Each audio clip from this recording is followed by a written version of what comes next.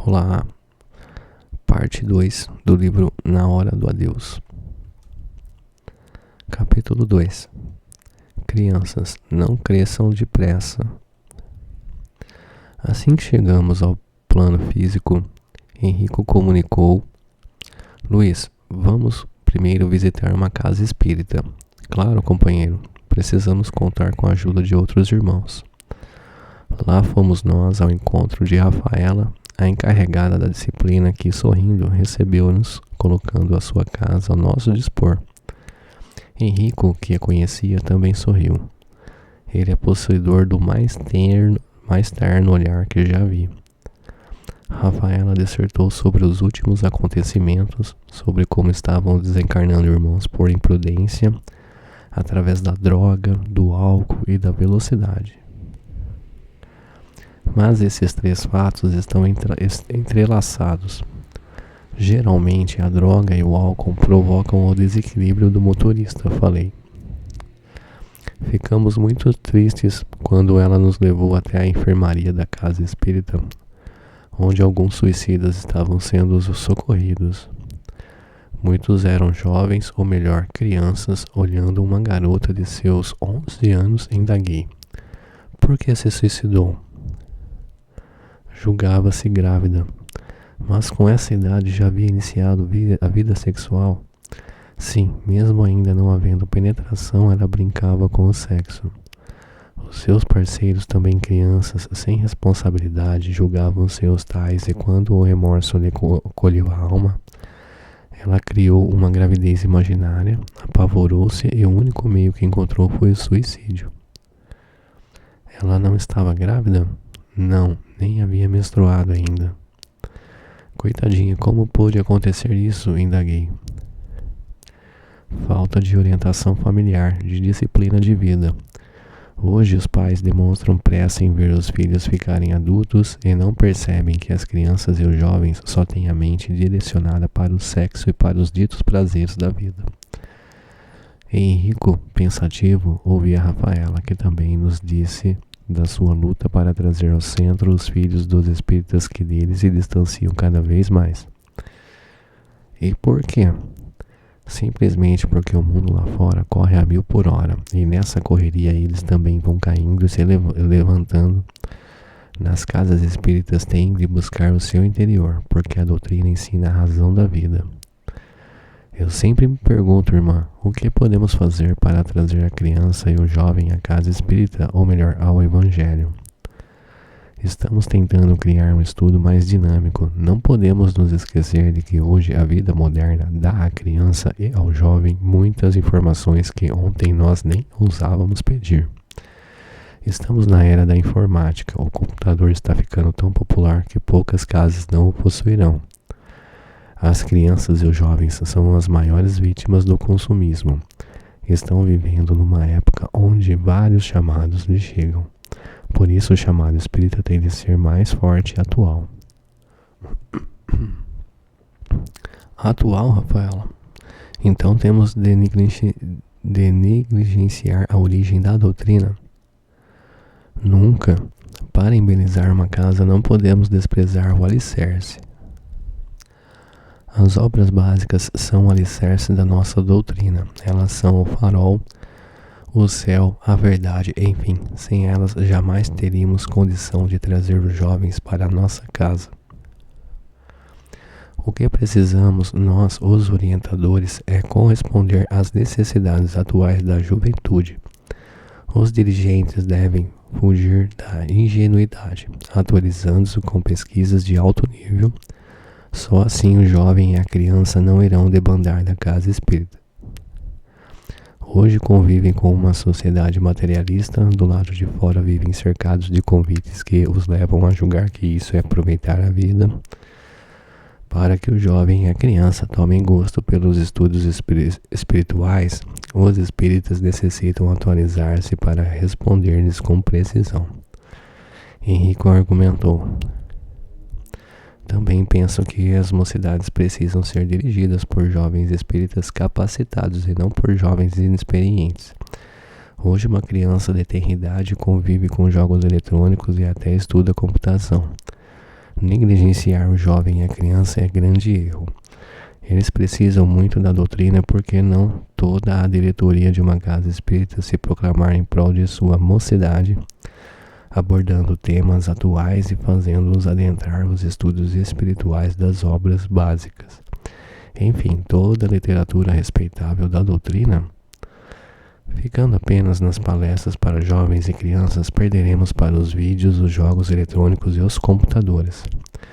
Insistimos, se toda a diretoria se unir em prol da juventude, a casa sentirá a diferença, porque estará toda ela enfeitada de flores, que são as crianças e os jovens.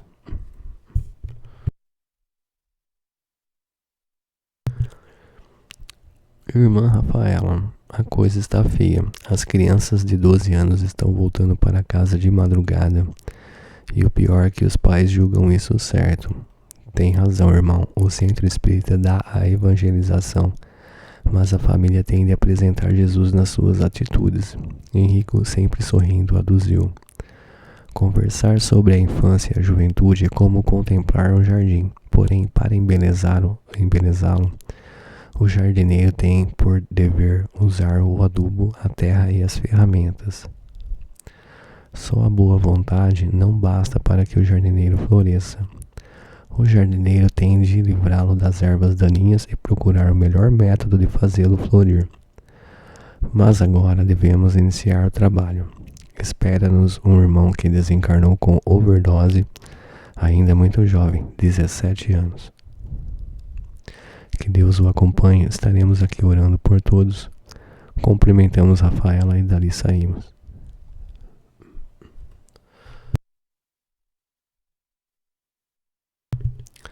Capítulo 3. A solidão de um recém-desencarnado. Antes de chegarmos à estação da morte, já ouvíamos os gritos da mãe, dos avós, dos tios, dos amigos. Todos estavam desesperados. Rogério, naquela madrugada, havia se excedido com um coquetel de tóxicos. Fizera a mais estranha mistura e, rindo, muito alegre, julgara que o jovem corpo tivesse condição de tudo aguentar, não sabendo que a indumentária física é santuário do espírito. Desde que esta não é respeitada, inicia a sua decadência. Fomos chegando devagar. Olhei aquele adolescente que na mesa da capela era um personagem solitário, por estar só com a sua consciência, pois esta atribulada não lhe dava sossego. Henrico saiu para buscar um dos encarregados da prece, tentando fazer alguém orar. O irmão nos relatou que já se encontrava cansado de tentar intuir alguém à prece, mas ninguém captava os seus pensamentos. Enquanto isso, o espírito do nosso amigo se debatia num estado desesperador. O suicídio por overdose é terrível, e ali, diante de muitas pessoas, um espírito sofria por demais, solitariamente. A mãe, sob altas doses de medicamentos, encontrava-se adormecida. O pai não acreditava que seu único filho tinha deixado de existir. Os familiares gritavam, não suportando a dor. Enquanto isso, várias pessoas que compareceram apenas para cumprir uma obrigação social sorriam e com voz baixa, para a família não ouvir, contavam a vida de Rogério. Eu sabia que esse menino iria ter esse fim. Drogava-se, bebia desde os 12 anos e os pais só lhe faziam o gosto. Ele mandava e desmandava em todos, era o filhinho do papai, dos avós, dos tios. Assim, ouvindo os comentários maledicentes sobre aquela família que agora sofria, pudemos constatar que poucos vão a um cemitério por amor e respeito ao desencarnante. A obrigação social é que leva os fatos como esse. O certo era que todos fossem contagiados pela dor da família, pena que isso não aconteça porque ouvimos até o comentário mais banal. Olha só o vestido da fulana, será que ela pensou que isto fosse um baile? A outra, baile é fantasia? Outro dizia, não acha que o pai está chorando pouco? Sabe quem é aquele senhor? Sei, o político tal. Henrico passeava entre as pessoas buscando despertar um coração piedoso, mas pelo que vimos, aquela família rica e poderosa tinha poucos amigos verdadeiros. Por porque muitos dos que ali se encontravam não podiam ser chamados de amigos, aproximando-nos da família enlutada, mas todos eles estavam quase dopados. Haviam tomado comprimidos e não estavam em condição de doar fluidos de amor para o desencarnado. Um grupo espiritual de oração que trabalha nos cemitérios. Passou um maluco aí de carro.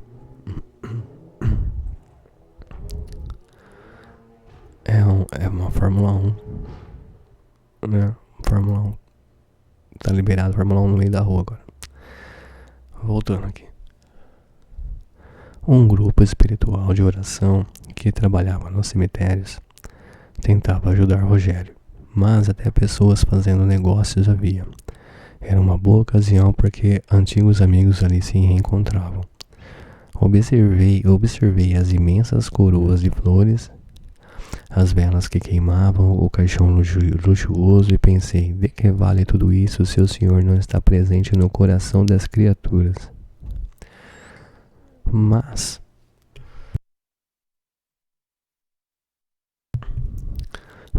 mesmo assim, esforçávamos-nos para auxiliar Rogério. Voltei a fitá-lo, o jovem de ontem, rico com roupas caras, carro importado, enfim, dono do conforto ali jazia, lutando para compreender a morte. E isso é fato real na vida de todos os encarnados. Rogério sofria, era um suicida inconsciente, mas por mercê de Deus, aqueles que os vivos julgam mortos lá estavam para ajudá-lo, mas ele queria muito ser socorrido. Ansiava pela luz do esclarecimento para que pudesse voar para bem longe dali. Nisso entrou o sacerdote da religião daquela família. Oramos juntos, uma brisa beijou os cabelos de Rogério e ele pareceu ter encontrado um pouco de paz. Abracei Henrico e chorei muito, penalizado pela situação de Rogério. Mesmo aqueles que conduziam o corpo de Rogério longe se encontravam da hora do adeus. Um falava mal do jovem, outro da riqueza da família, outro ainda da beleza e da elegância da mãe. Mas ele, o espírito, parecia-me estar tentando salvar-se entre as bravias ondas da morte. No cemitério, na alameda dos chamados mortos, a brisa soprava baixinho, as campas estavam floridas, os pássaros cantavam, enfim, era um lugar bonito, mas imantado de dor e de saudade. Muitos túmulos floridos escondiam corpos, cujos espíritos ainda se debatiam junto a eles. Por que, Henrico, existe tanta vaidade e tanto orgulho no coração dos homens, mesmo sabendo que um dia terão de devolver à terra o que a ela pertence? Não seria mais fácil viverem com o Cristo? Luiz, a terra atingiu hoje um nível tal da tecnologia que o conforto inebriou os encarnados e estes, escravos dele, esquecem de buscar as coisas do Espírito. Henrico, os templos religiosos estão aí, esperando por todos e porque eles relutam em curar suas almas. O erro inicia-se no lar, onde os pais procuram dar conforto para os filhos, mas poucos lhe apresentam o Cristo. As maiores vítimas são os jovens, no trânsito, nos vícios, na luxúria, são eles que se matam dizendo estar aproveitando a vida. E Rogério, o que será dele? Será atendido, mas só ficará no hospital se assim o desejar. Sabemos que muitos, mesmo depois de assistidos, fogem em busca dos antigos companheiros encarnados e desencarnados. Do tóxico não é fácil livrar-se. O homem deve lutar para que ele não lhe mate a dignidade. Henrico, o que me diz da liberação das drogas leves? É o mesmo que liberar a eutanásia e o assassinato, só muda a anua. O dano causado ao espírito é o mesmo, seja da não sei o que é isso aqui. É droga pesada, DP. Seja da DP, droga pesada, ou da dita droga leve.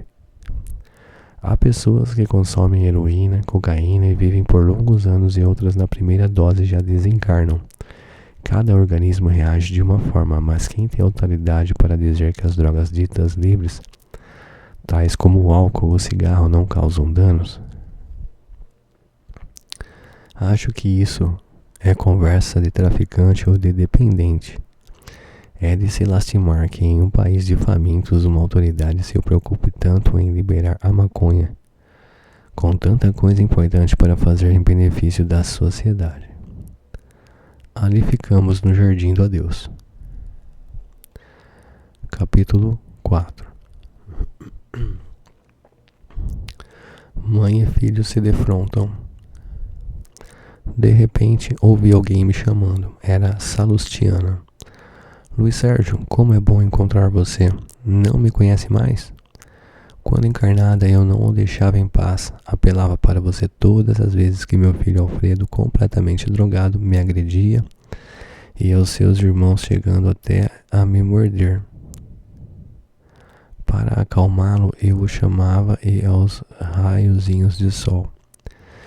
E ele, Salustiana, já concordou em ser tratado? Não, Luiz, por isso aqui me encontro. Em uma das suas crises, ele me agrediu tanto que vim a desencarnar. Fui socorrida, mas como posso ficar no paraíso quando meu filho vive nos umbrais da vida? Por mais que me esforçasse, ele estava cada vez pior. Agora parece que tudo vai serenar. Esta noite ele desencarnou vítima da AIDS. Quantos anos ele tem? 22, mas parece ter 50. Tão maltratado foi pela vida.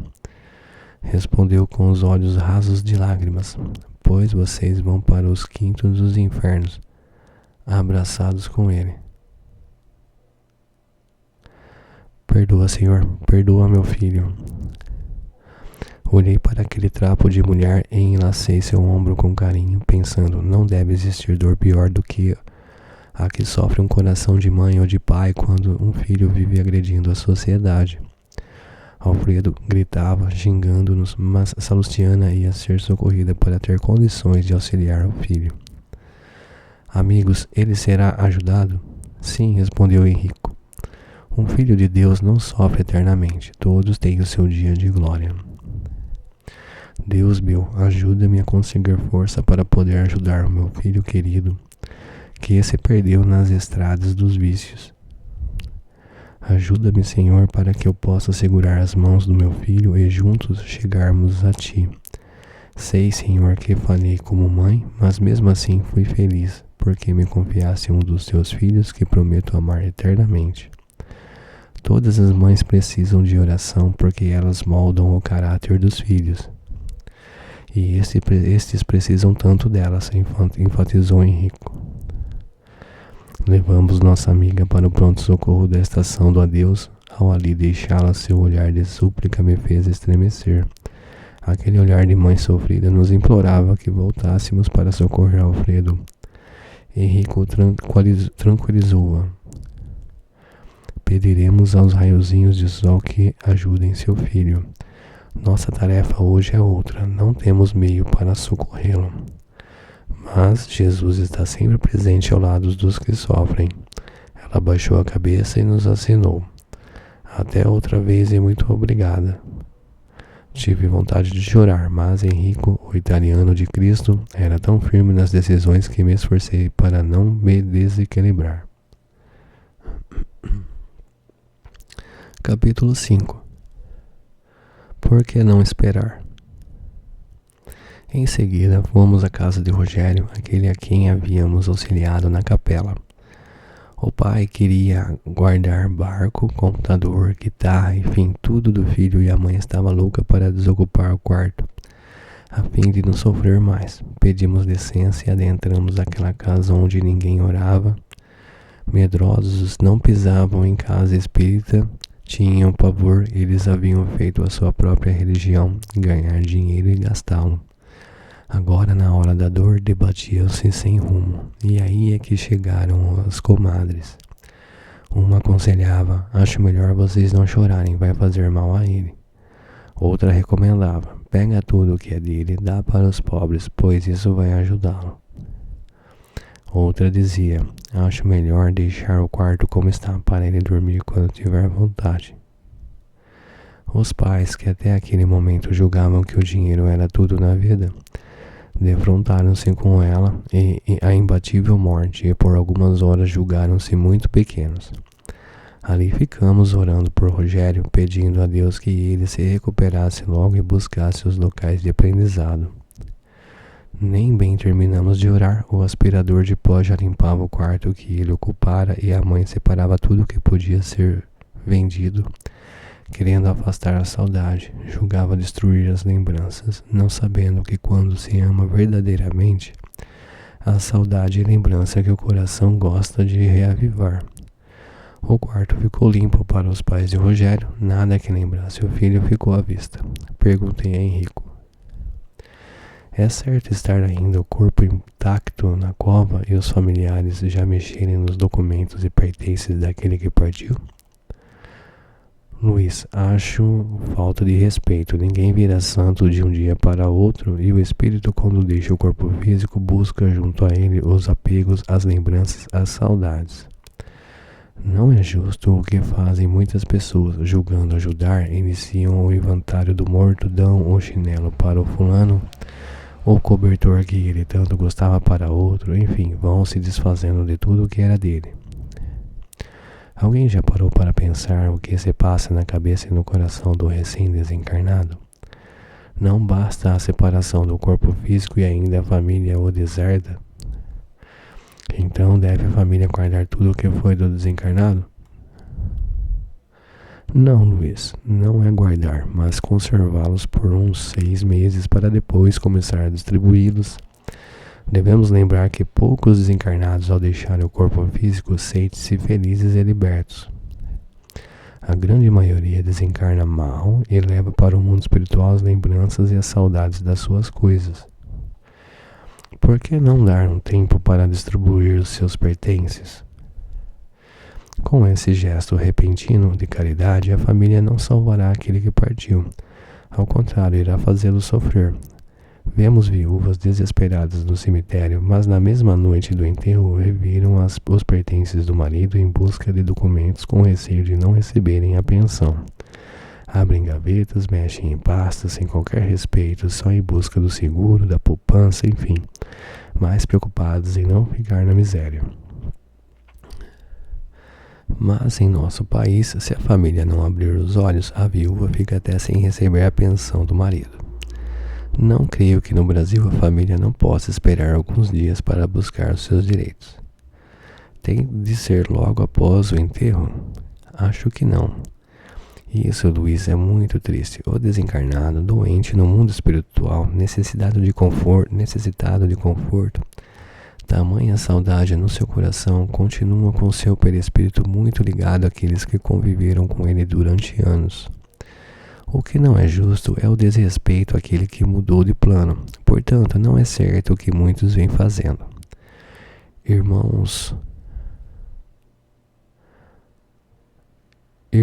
mas em muitas casas espíritas existem orientadores que mandam a família doar tudo para a melhoria espiritual do desencarnado. Seria muito fácil se a família encarnada, quando tivesse um filho no erro, fosse aconselhada a doar tudo dele para receber a graça de vê-lo regenerado. Não, Luiz, não é assim. Para ajudar alguém que partiu, temos de buscar os abandonados da sociedade, os chamados pobres, e começar a nos preocupar com eles. É uma transformação lenta, não é a doação de objetos que foram deixados que vai tornar caridosa a alma de quem fica. Os que assim pensam já demonstram falta de amor ao próximo. Muitas vezes esse doar prematuro traduz o desejo da família em mudar a decoração. Já vimos viúvas se desfazendo de tudo, desde as gravatas até as coleções do marido, consideradas como rivais. Então, irmã, esta irmã o estava ajudando? Claro que não, estava sim levando-o ao desespero. Complicado, irmão, muito complicado. Não, Luiz, complicado é a alma humana, porque tem apego às coisas da matéria. Fez uma pausa e depois acrescentou: vamos à casa de Anita e Laerte. Eles se encontram desesperados. E aqui termina o capítulo 3, aliás, a parte 2 do livro. Na Hora do Adeus. Até a próxima parte.